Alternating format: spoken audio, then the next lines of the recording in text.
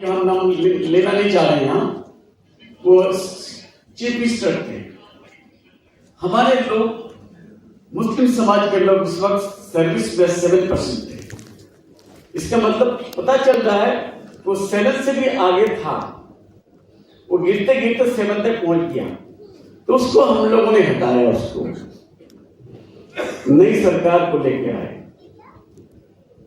नई सरकार जब आई तो हम लोग काफी उम्मीद किए हुए थे कि 7 से 8 होगा, 9 होगा, 10 होगा, 11 होगा, 12 होगा, 35 तक पहुंचेगा। But unfortunately we became disappointed. वो 7 नहीं, 6 नहीं, 5 नहीं, 4 नहीं, 3 नहीं, 2 नहीं, 1 में ले आकर पहुंचा दिया। After ruling 34 years, 34 years rule करने के बाद हमारा पोजीशन 1 में आ गया। और सच्चर कमेटी का रिपोर्ट बता रहा था कि पूरे हिंदुस्तान में अगर माइनॉरिटीज का सबसे ज्यादा बुरा पोजीशन है तो वो वेस्ट बंगाल का है। ये पूरे हिंदुस्तान, पूरी दुनिया देख रही थी उस वक्त। उस हालात में हम लोग पावर में आए तो हमारे मुख्यमंत्री ममता बनर्जी, एक औरत का दिल तो ऐसे ही पिघला हुआ होता है, दयालु होती है, हार्ट जो है बड़ा कमजोर होता है, कभी भी किसी चीज जुल्म को देख नहीं पाती है। तो उन्होंने पावर में आने के बाद जस्टिस सच्चर को बुलाई और जस्टिस सच्चर से राब्ता करी और बोलने लगी कि क्या करने से एक कौम जो 35% का पॉपुलेशन का मालिक है, यहाँ हम अगर 100% डेवलपमेंट करें तब भी हमारा जो है 65 रह जाता है, बाकी डेवलपमेंट नहीं होगा। तो जस्टिस सच्चर से बात करने के बाद वो सोची कि अगर मैं 1 से 2 लेके जाऊंगा 10 साल, 2 से अगर 3 लेके जाऊं तो 20 साल, 3 से अगर 4 लेके जाऊं तो 30 साल।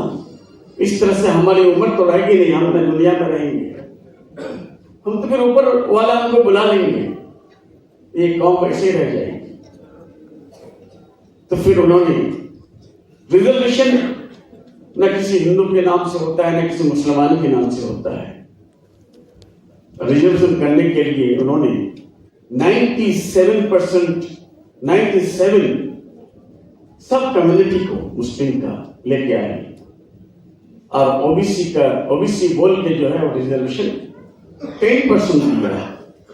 जब 10% रिजर्वेशन दिया तो हम लोग काफी खुश हुए। रिजर्वेशन तो मिल गई हम लोगों को, लेकिन सर्विस नहीं हो रही थी। देखा गया कि हायर स्टडीज जीरो है, हायर स्टडीज में आइडिया नहीं है। जब हायर स्टडीज ही नहीं होगा, आपके पास ग्रेजुएट नहीं होगा, आपके पास डॉक्टर नहीं होगा, आपके पास इंजीनियर नहीं होगा, तो फिर सर्विस कौन करेंगे? तो फिर उन्होंने, हमारे मुख्यमंत्री ने इशारा दी कि हायर स्टडीज का रिजर्वेशन होना चाहिए। कैबिनेट में पास किया। हायर स्टडीज 17% रिजर्वेशन पूरे वेस्ट बंगाल में हमारे लोगों के लिए उन्होंने हम लोगों को दिया है। 17%, 17%। और जब मैं एमएलए हुआ 2011 में, तो देखा 9 मेडिकल कॉलेज हमारे वेस्ट बंगाल में।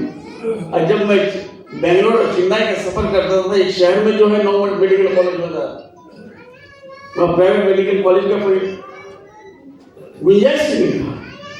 9 मेडिकल कॉलेज, 900 मेडिकल सीट्स। लेकिन आज अल्लाह का लाख लाख शुक्र अदा करता हूं मैं कि आज हमारे मुख्यमंत्री ममता बनर्जी के दिल में क्या बात डाली। उन्होंने आज 46 मेडिकल कॉलेज पूरे वेस्ट बंगाल में प्राइवेट और गवर्नमेंट मिलाकर और 900 की जगह 6000 मेडिकल सीट्स कर दी, जिसकी वजह से हमारे घर में आज मेरा एक भांजा आईएएस किया। अगर ओबीसी नहीं की होती तो वो आईएएस नहीं होता, वो आईपीएस होता। एक हमारा भतीजा बीसीएस किया, अगर ओबीसी नहीं मिलता तो वो वीडियो नहीं होता। तो शुरुआत की है, चल रहा है, लेकिन साथ साथ देखा गया हायर स्टडीज में भी जो है लोग नहीं आ रहे, नहीं पढ़ रहे हैं। क्यों?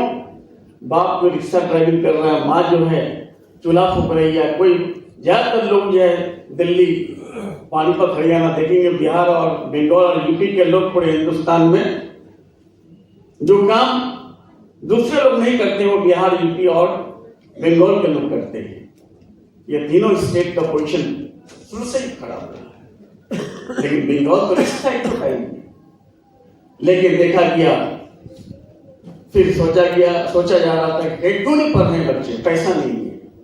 उन्होंने एक नाम से एक स्कॉलरशिप किया जिसका आज के डेट में 4.5 करोड़ स्कॉलरशिप हम लोगों ने बांटा, सिर्फ अभिनेता के बच्चों को 4.5 करोड़। उसका लागत आता है 8,000 करोड़ रुपए, 8,000 करोड़ रुपए। उसके साथ साथ फिर आलिया यूनिवर्सिटी हायर स्टडीज के लिए 800 करोड़ देकर के 20 एकड़ जमीन देकर जो अलीगढ़ में पढ़ता था कि 3 मंजिल 4 मंजिल होता था, लेकिन वहां 19 मंजिल जो है हॉस्टल गिफ्ट के साथ जो है तैयार कर दिया। और साथ साथ यही आज 70,000 इमाम मुअज्जिन, अभी जावेद साहब बोल रहे थे, मस्जिदें 70,000 इमाम मुअज्जिन को ऑनरियम देना शुरू कर दिया। कुछ लोगों को बुरा लगने लगा, इसलिए उन्होंने अब की बार पूजा मंडप में 85,000 करके एक पूजा मंडप में 41,000 को दिया है। तो कुछ लोग कह रहे हैं कि PIL कर दिया। तो देखिए, काउंटर पे काउंटर नहीं होने से फिर मजा नहीं आता है, और हम लोग वहां काउंटर पे काउंटर करते हैं, इसलिए मजा भी आता है और डट के जो है टिके हुए भी है। इसलिए आज चाहे वो आलिया यूनिवर्सिटी के नाम से हो, ग्रेवयार्ड के बारे में बोल रहे थे आप, 10,000 ग्रेवयार्ड 1,000 करोड़ हम लोगों ने वहां खर्च किया। यही सिर्फ नहीं, सबसे बड़ी बात है जो बच्चे मेडिकल में सिलेक्शन नहीं करा पाते, एजुकेशन लोन किसी स्टेट में नहीं है। हम लोग सबसे पहला स्टार्ट करने वाला हमारा स्टेट 30 लाख तक जो है हम लोग बच्चों को एजुकेशन लोन के नाम से देते हैं। डॉक्टर बनने के बाद, इंजीनियर बनने के बाद तब जो है लास्ट में वो पेमेंट करें 7 साल के बाद, 8 साल के बाद। इससे आज के डेट में जब मैं MND का दफ्तर का मिनिस्टर था तो सारे खतियान निकाल के देखा पहले, और एक पोर्टफोलियो में रहने की वजह से ये हमारी जिम्मेदारी भी बनती थी, हमारी सरकार क्या क्या कर रही है। भ्रष्टाचार जो जज साहब बोले कि पहले हमको देखना चाहिए कि हमको क्या क्या मिल रहा है, क्या क्या नहीं मिल रहा है। सवाल होता है जिम्मेदारी लेने के बाद जिम्मेदारी का एहसास भी होना चाहिए, और भूख का तो एहसास हो ही रहा होगा कि आप लोगों को पियाने के लिए। ज्यादा मैं तवील नहीं करके मैं शॉर्ट करना चाहूंगा एक बात से सिर्फ कि हमारा वहां बहुत जो है फोर्स लगाया, कुछ लोगों ने उठा के फेंकने की कोशिश किया, लेकिन इसी काउंटर अटैक की वजह से जो है आज तक हम लोग डट के टिके हुए हैं, और बंगाल से शिकस्त खा के चले गया है और बंगाल कभी नहीं आएगा। इसलिए आप लोगों को भी हम ये बात बोलना चाहेंगे हम कि एक बात याद रखिएगा, मिश्रा साहब चले गए जी। मिश्रा साहब एजुकेशन के बारे में उन्होंने बोला हमारे ऊपर कर्ज है, वो DPS का डायरेक्टर बन के हम पर उनका कर्ज आ रहा है जी। हम कुछ दिन पहले गए थे मुर्शिदाबाद, छोटा नवाब थे, मैं सोचा नवाब साजिदौला का फैमिली का है, पता चला छोटा नवाब हमको जो है शॉल देंगे। तो मैंने बोला कि नहीं, आपके पुरखों ने हुकूमत किया था यहाँ, मैं आपसे शॉल नहीं लूंगा, मैं शॉल दूंगा, और बुके दिया। जब देते वक्त मैं कहा उनको कि हजरत आप सो के कितने बजे उठते हैं, तो उन्होंने बताया कि 7 बजे मैं उठ जाता हूँ। उन्हें वाकई में 7 बजे उठ जाते हैं हम? तो हाँ, सच बोल रहे हैं तो हाँ सच बोल रहा हूं। तो उनको क्यूरियोसिटी हो गया, और चाय की दावत किया, तो मैं आज चाय नहीं पिएंगे, दूसरे दिन चाय पिएंगे। तो फिर कहने लगा सर आपने क्यों पूछा इस बात को कि सब सो के कितने बजे उठते हैं? जब मैं चाय पीने के लिए आऊंगा तो मैं बताऊंगा आपको। इत्तेफाक से फिर मुर्शिदाबाद पहुंचा वहां जाके देखा, वो आए, आने के बाद वो कहने लगे क्या चाय पी के ही जाना पड़ेगा आपको। चाय पिलाना का मकसद था, लेकिन मैंने जो सवाल किया था उसका जवाब देना जो है उनका पहला मकसद था, जवाब लेना। तो चाय पे गए जब, तो आज जो है अभी तनवीर भाई कहीं लेके गए थे हमको, वो दस्तरखान देखा तो वह चाय के सामने बहुत बड़ा टेबल था उनका, बाप दादा का टेबल, बहुत बड़ा टेबल। देखते 100 से ज्यादा जो आइटम लगा हुआ है खाने का। तो मैं देख करके परेशान हो गया कि अभी ये लोग खत्म हो गए हैं, तब भी जो है 100 आइटम अगर हो तो क्या होगा। तो खैर इंसान एक दो आइटम खाता है, और आप लोगों का भी जो है देखिए हम दस्तरखान लंबा चौड़ा होता है। ये दस्तरखान को कम करके अगर बच्चों के फ्यूचर को बनाएंगे तो कल जो ये दस्तरखान पर तो मैं उनको बोला, मैं कुछ खा पी के, वो बोला कि सर आपको बिरयानी, हैदराबादी बिरयानी खिलाऊंगा मैंने दूसरे दिन खा लेंगे। मैं उठने के चक्कर में था, फिर जब जाने लगा तो कह रहा कि सर उस दिन जो पूछे थे आप 7:30 बजे हम लोग क्या बजे नींद से उठते हैं, जवाब नहीं दिए सर।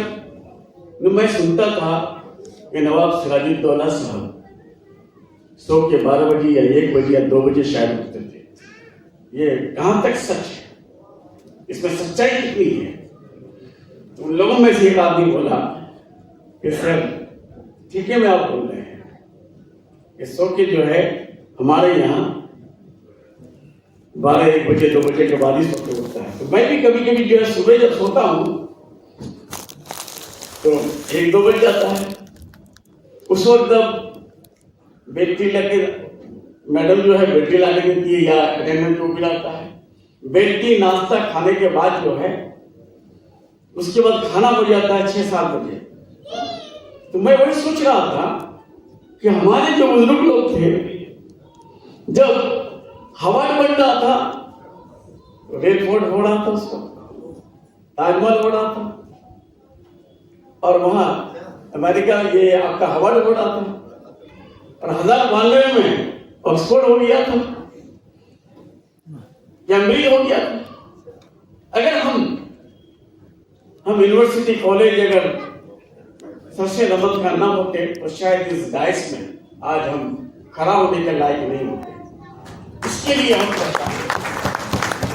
तो उनको जब मैं बोला तो बोला कि सर ठीक है, मैं आप सही बात बोले, इसलिए सर हम लोग उठ रहे हैं, लेकिन आज सर कुछ हमारे पास नहीं है। क्यों नहीं है कि सब अंग्रेज सर लूट के लेके चले गया। तो लूटने का, किसी को कमजोर करने का कारण है हमारी लापरवाही, हमारी इर्रिस्पांसिबिलिटी। इसलिए आज हमारे कौम के लोगों को हमारा रिक्वेस्ट है, कानपुर बिजनेस हब है, बिजनेस सेंटर है। आज कलकत्ता पे आग लगी, कलकत्ता को बिगाड़ा, लेकिन आज हमारे दीदी आने के बाद कलकत्ता को सुधार रहे हैं। और आप लोग घबराइए नहीं, आप ये लोग जो है बिजनेस हमारा सुन्नत है, सुन्नत पे छोड़ दिए हैं। तालीम जो है अभी बताए मौलाना साहब इकरा, आज जब मैं अलीगढ़ पहुंचा था 30 दिन वो एहसास होता है कि हमारे कुरान पाक में जब इकरा, हमारा हदीस में हमारा हदीस बोले, उनका बोलना है, तो फिर हम इस चीज को अगर छोड़ दें तो हमारा हाथ तो पूरा हो गया। आप जीएस को ले लीजिए, 0.2% यानी 25% नोबेल विनर है। आज पूरे अमेरिका के इकोनॉमी को कंट्रोल किए हुए हैं। पढ़ाई हमारे पास नहीं है, इसलिए हम मजबूर हैं। इसलिए सब अगर स्कूल कॉलेज छोटा छोटा बेस्ट स्कूल का अगर हम लोग इस दिन पे सबसे डे पर अगर हम कसम खाएं और इस कसम को हम आगे लेके चले तो अलीगढ़ नहीं रहेगा, या ऑक्सफोर्ड और कैम्ब्रिज जो है और भी आगे चले जाएगा। बहुत बहुत शुक्रिया आप लोगों का। और अपने बिरयानी का नाम हो गया है, भूख में लगी हमको भी, दिन को तमीर भाई फल फ्रूट्स खिला के काम चला लिया। Thank you.